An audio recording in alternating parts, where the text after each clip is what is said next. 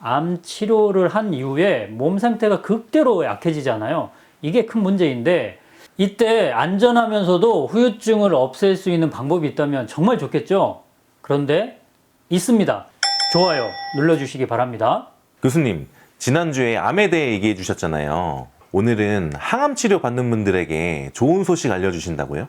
네, 맞습니다. 먼저 이야기하기 전에 PD님께 질문 하나 할게요. 지난주 영상 내용을 잘 생각하면 됩니다. 우리나라 사망자 중에 암으로 죽는 사람이 몇 프로 차지한다고 했죠? 10%인가요? 그럴 줄 알았습니다.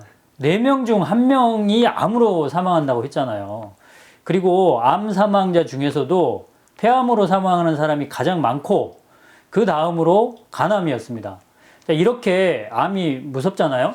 그래서 암에 걸리면 항암 치료, 방사선 치료, 수술 등을 받게 되는데 이게 다가 아니죠. 암 치료를 받은 후에는 몸이 굉장히 안 좋아집니다. 일명 항암 치료 후유증이 생기게 되는데 오늘은 이 후유증을 막는 방법을 알려드릴게요. 와, 오늘도 기대가 됩니다, 교수님. 오늘도 음식인가요?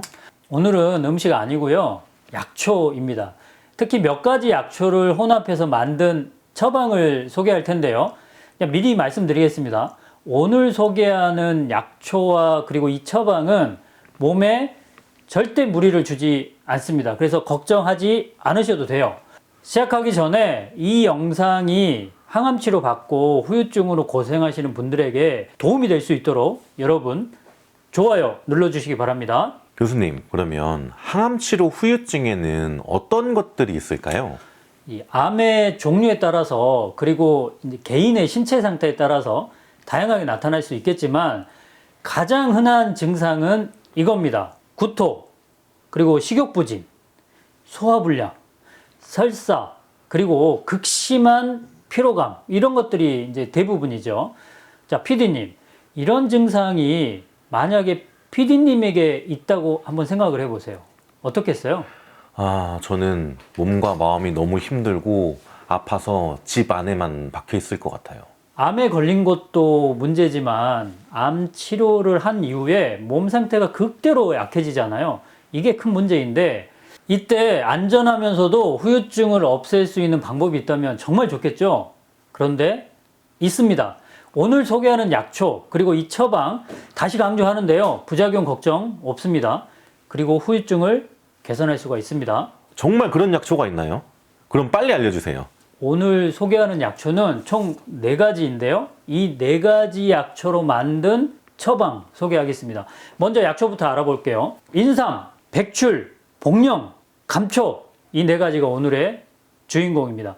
여러분께 익숙한 약초도 있을 텐데요. 이 4가지 약초를 각각 8g씩, 그러니까 인삼 8g, 백출 8g, 복령 8g, 감초 8g 이게 하루분입니다.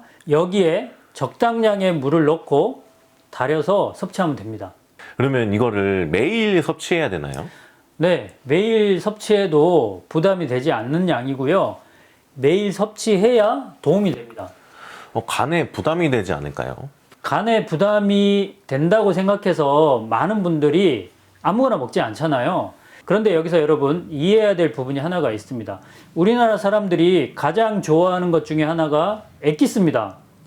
농축해서 먹는다는 거죠. 예를 들어서 어디 한의원에 가거나 건강원에 가서 뭘 지을 때 잘해주세요 라고 얘기를 하죠. 이게 무슨 뜻일까요? 맞습니다. 많이 넣어주세요. 이런 뜻이거든요. 사실 몸에 좋은 것을 먹는 것은 좋은데 이거를 한꺼번에 많은 양을 먹으면 탈이 나게 마련이죠. 특히 간은 큰 부담을 갖게 됩니다. 여러분 소아과 가서 아이들 딱 소아과 문 열고 들어가면 가장 먼저 하는 일이 뭔지 아세요? 체중을 재는 거죠. 체중을 왜 잴까요? 체중에 따라서 그 아이의 간 기능을 우리가 살필 수가 있는 거죠. 그래서 우리 초등학교 아이한테 어른, 성인 양의 감기약을 주면 어떻게 될까요? 간독성이 일어납니다. 같은 약인데요. 자, 이것처럼 여러분 많은 양을 아무리 좋은 약이라도 한꺼번에 많은 양을 드시면 안 되는데요. 오늘 소개해드리는 이 약초 하루에 8g씩이라고 그랬죠. 절대 간에 무리가 되지 않는 양이니까 걱정하지 않으셔도 됩니다. 그럼 교수님, 이렇게 매일 섭취하면 항암 후유증을 개선할 수 있나요? 당연하죠. 잘 들어보세요. 인삼은 면역력을 강화하는 가장 좋은 약초죠. 그런데 인삼을 사용할 때 백출 함께 들어가잖아요. 이 백출을 함께 사용하면 면역력이 훨씬 더 좋아집니다. 게다가 소화를 돕고 위장을 튼튼하게 하는 효능도 있어서 여러분, 항암 치료 후유증이 뭐였죠? 구토, 소화불량, 식욕부진, 설사, 또 피로감. 이런 것들을 개선하는데 이보다 더 좋은 방법이 없습니다. 또 여기에 복령이라는 약이 추가되면 훨씬 더 효과가 좋은데요. 여러분, 복령은 소나무 뿌리에 자라는 버섯입니다. 자, PD님, 지난 영상에서 버섯이 암세포의 증식을 억제하고 또 재발 막는다고 했잖아요. 기억하시죠? 버섯에 가장 많이 들어가 있는 성분, 그 이름이 뭐였죠? 베타카로틴. 아니, PD님 벌써부터 기억력이 그러면은 지금 문제가 아주 심각한데요. 비슷하긴 했는데 베타카로틴이 아니고 버섯에는 베타글루칸이라는 성분이 많이 포함되어 있잖아요. 자, 이 성분은 암이 자라는 것을 막아주고요. 또 재발하는 것을 막는 역할을 하죠. 근데 여러분, 복령에도요, 이 베타글루칸이 들어가 있습니다. 그래서 항암 치료 후유증을 겪는 분들에게 진짜 적합하다고 볼 수가 있는 거죠. 자, 여기서 끝이 아니고요. 인삼, 백출, 복령 이렇게 복용하면 위장에도 아주 좋아요.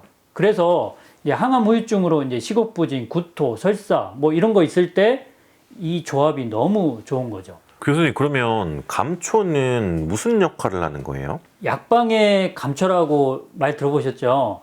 여러 약초들을 한꺼번에 다릴 때 감초를 넣으면 그들 약초 간의 어떤 기능을 조화롭게 해준다 해서 약방의 감초. 그리고 혹시 있을 독성도 제거해주는 기능도 하고요. 자, 그런데 여기서는 독성을 제거하기 위해서 들어가는 것은 아니고 인삼하고 마찬가지로 면역력을 또 강화하는 효능이 있거든요. 감초에도. 그래서 감초가 들어간다고 보시면 될 것 같습니다. 교수님, 그러면 4가지 약초로 만든 처방에도 이름이 있나요? 맞습니다. 오늘 소개해드린 인삼, 백출, 복령, 감초 이 4가지 약초로 만든 처방을 사군자탕이라고 하거든요. 사실 이 사군자탕은 매우 유명한 처방이에요. 기운이 없고 위장이 약하다면 항암치료 후유증이 아니라도 누구나 복용해도 되는 약입니다. 그리고 여러분, 나이가 들면 암에 걸린 것도 아닌데 기력이 떨어지잖아요. 소화력이 약해지죠. 이럴 때 사군자탕 복용하면 아주 좋아요. 인삼 때문에 조금 비싼 처방이긴 하죠, 이 사군자탕이. 그런데 가능하면 여러분, 매일 보리차처럼 섭취하게 되면 면역력도 좋아지고요, 위장 기능을 강화하는데 이보다 좋은 처방이 없습니다. 교수님, 그러면 사군자탕을 섭취할 때 주의할 점은 없을까요? 있습니다. 여러분, 이게 굉장히 중요한 팁인데요. 잘 들어보세요. 여러분, 인삼 들어간다고 했잖아요. 인삼을 사용할 때는 인삼 우리가 말릴 때 껍질을 벗기기도 하거든요. 보통은 그렇게 벗겨서 파는데 그렇게 하시면 안 되고 껍질 벗기지 않는 인삼을 사용하셔야 됩니다. 이거를 P3, 이게 피부할 때 P자에다가 인삼할 때 3자를 합쳐서 P3이라고 하죠. 이 P3을 사용해야 되는데 이유는 껍질을 벗겨버리면 인삼의 그 독특한 그 맛을 내는 사포닌, 이 사포닌이 많이 줄어들기 때문입니다. 두 번째 또 있어요. 여러분, 백출이 들어갔잖아요.